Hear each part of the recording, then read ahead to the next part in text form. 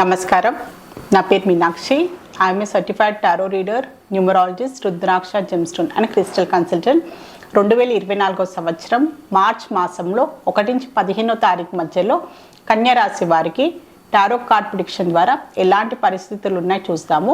ఆర్థికమైన పరిస్థితులు చూసుకుంటే మాత్రం వీరికి చాలా రోజుల నుంచి ఏదైనా ఆర్థికమైన లావాదేవీలు ఆగిపోయినా కూడా, బ్యాంక్ సంబంధించి లోన్కి అప్లై చేసినా కూడా, సో వీళ్ళకి రావాల్సిన డబ్బు రాకపోకుండా చాలా రోజుల నుంచి స్టక్ అయిపోవడము, ఇవ్వాల్సిన వారు ఇవ్వకపోవడము, సో అలాంటిది ఇబ్బందులతో ఉన్నవారు ఫేస్ చేసేవారు మాత్రం ఈ మార్చ్ మొదటి 2 వారాల్లో ఖచ్చితంగా మూమెంట్ కనిపిస్తుంది. సో వీళ్ళకి రావాల్సిన డబ్బు రావడము, సో బ్యాంక్ సంబంధించిన ఎలాంటి ఇబ్బందులు ఉన్న స్టక్ అయిపోయిన డబ్బు, సో దానికి సంబంధించిన వాళ్ళకి ఇన్ఫర్మేషన్ రావడము, కమ్యూనికేషన్ రావడము, సో దానికి సంబంధించిన వీళ్ళకి ఒక క్లారిటీ రావడము, అలాంటి పరిస్థితులు అయితే చాలా కనిపిస్తున్నాయి. సో ఈ మొదటి 2 వారాలలో డబ్బుకు సంబంధించిన వీళ్ళకి ఎన్నో రోజుల నుంచి వెయిట్ చేస్తున్న ఏంటంటే ఒక కమ్యూనికేషన్ అనుకోండి, సో ఎదుటి వారి నుంచి ఒక ఏంటంటే స్పందన అనుకోండి, సో దానికి సంబంధించిన ఏంటి ఇది ముందుకు వెళ్తుందా లేదా, ఏదైనా ట్రాన్సాక్షన్ అనుకోండి, ఏదైనా ఇన్వెస్ట్మెంట్ పరమైన ఏదైనా సేల్ సంబంధించిన పర్చేస్ అయినా కూడా అది ఖచ్చితంగా ముందుకు వెళ్ళే అవకాశాలు చాలా కనిపిస్తుంది ఈ మార్చ్ మొదటి 2 వారాల్లో.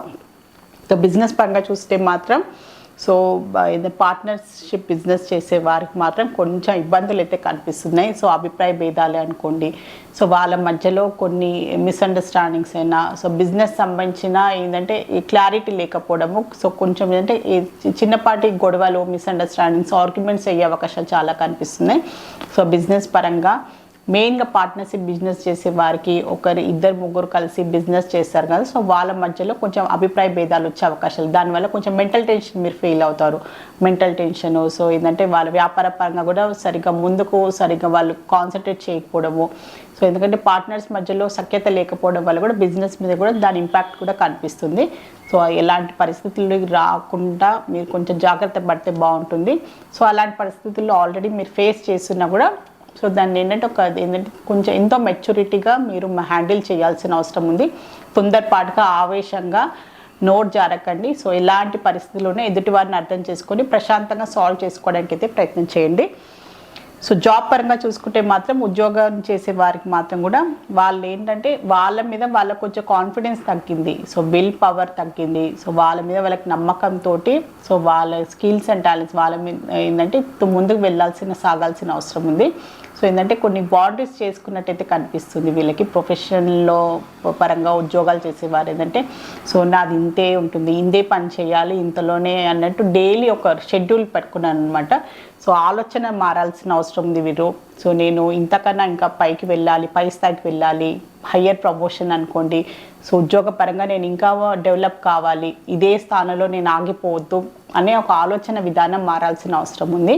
సో ఏంటంటే ఏంటంటే డెవలప్మెంట్ పరంగా వీళ్ళు ఏంటంటే వీళ్ళ వృత్తిపరంగా ఇంకా వాళ్ళని అప్డేట్ చేసుకోవాలి.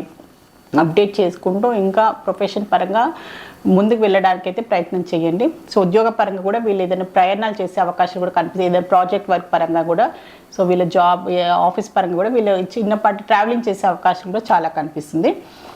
స్టూడెంట్స్కి చూసుకుంటే మాత్రం వీరికి కొంచెం ఏంటంటే ఇమోషనల్లీ బ్యాలెన్స్గా ఉండాల్సిన అవసరం ఉంది. వీళ్ళకి ఒక కేరింగ్ కావాలన్నమాట.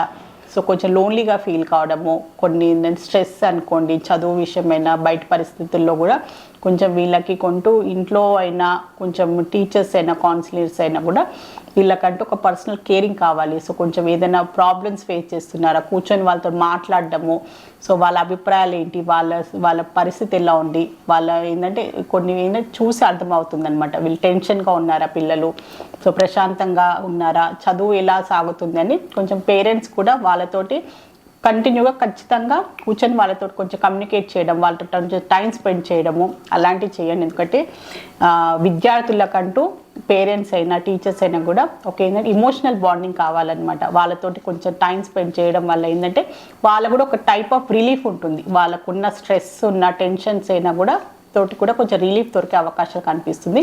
అలాంటి పరిస్థితులు, అలాంటి వాళ్ళకి కేర్ కావాలి అని కూడా కార్డ్స్ మీకు చెప్తుంది.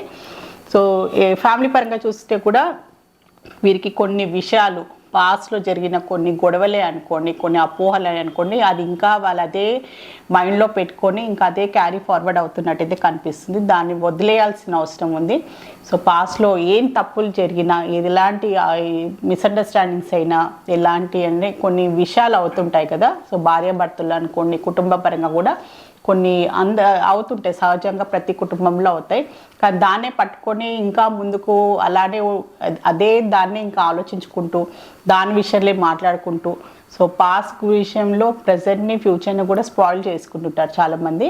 సో అయిపోయిన దాన్ని మార్చలేము, కానీ ప్రజెంట్లో మనం ఎలా ఉండాలి, సో ఫ్యూచర్ని మనం మార్చుకోగలము అనేది మన చేతిలో ఉంది. సో దాని విషయంలో ఆలోచించండి.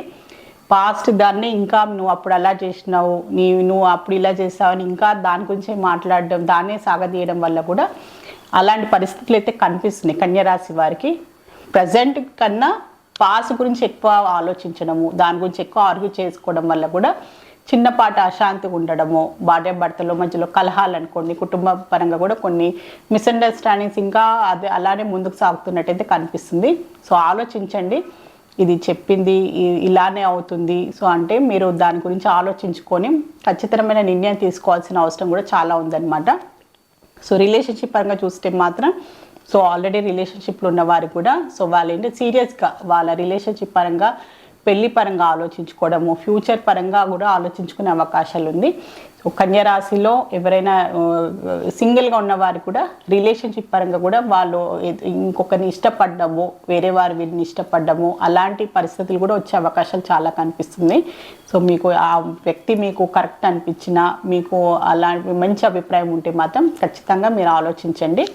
సో హెల్త్ పరంగా చూస్తే మాత్రం కొంచెము తలకి సంబంధించిన ఇబ్బందులు కనిపిస్తున్నాయి. తలకు సంబంధించిన ఇబ్బందులు అంటే అతిగా ఆలోచించడం, ఓవర్ థింకింగ్, డిప్రెషన్, సో ఏంటంటే నిద్ర లేకపోవడము, సో పదే పదే ఒకే విషయాన్ని గురించి దాన్నే ఏంటంటే భూతత్వంతో చూడడము, రాద్ధాంతం చేయడము, సో సరిగ్గా ఏంటంటే మెంటల్ టెన్షన్, క్లారిటీ లేకపోవడము.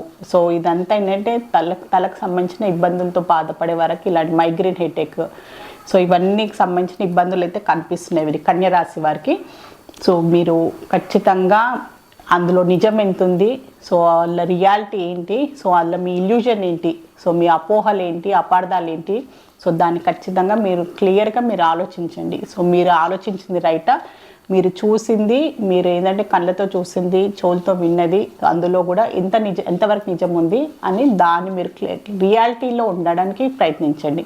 ఇల్యూజన్స్, అపోహలు, అపార్థాలు, సో ఏదో అయిపోతుంది, ఏమో కాకుండా ఏదో అవుతుంది, ఏదో అయిపోతుంది అని అదే ఆలోచించుకుంటూ చాలామంది లైఫ్ని స్పాయిల్ చేసుకుంటారు. సో దాని విషయంలో మీరు రియాలిటీ విషయంలో కూడా ఆలోచించుకొని ఇందులోంచి బయటపడవచ్చు. సో ఇది మీ పైన ఉందన్నమాట. సో ఇలాంటివి ఏంటంటే డిప్రెషన్ అయినా, ఇన్సోమియా, నిద్రపోకపోవడం, అతిగా ఆలోచించడం ఏంటంటే ఇది మన చేతులతోటే మనం చేసుకుంటున్నాం ఇందులో. సో దాని విషయంలో దాని లైఫ్లో మన లైఫ్ని మనం మార్చుకునేది కూడా మన చేతిలోనే ఉంటుంది. సో ఖచ్చితంగా మార్పు కావాలి అనుకుంటే మారవచ్చు, అందరం మారచ్చు, అన్నీ మారుతాయి, పరిస్థితులు కూడా మారుతాయి. సో కన్యరాశిలో ఉత్తరాషాఢ నక్షత్రం జన్మించిన వారికి ఏంజల్స్ వాళ్ళు ఒక మంచి అడ్వైస్ కార్డ్ అయితే తీసాము.